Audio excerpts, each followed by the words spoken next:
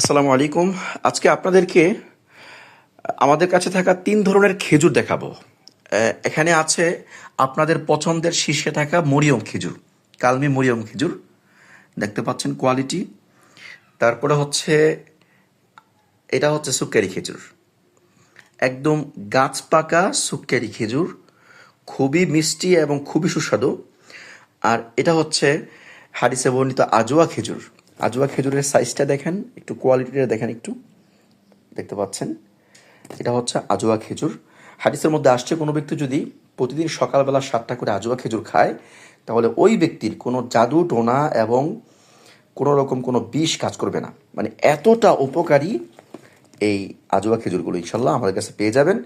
তো 3টা খেজুর আমাদের কাছে অ্যাভেলেবল আছে: মরিয়ম খেজুর, সুক্কারি খেজুর, আজওয়া খেজুর। যাদের লাগবে সারা বাংলাদেশের যে কোনো প্রান্ত থেকে অর্ডার করবেন, আমরা সেখানেই হোম ডেলিভারি করে ইনশাল্লাহ পৌঁছিয়ে দিব।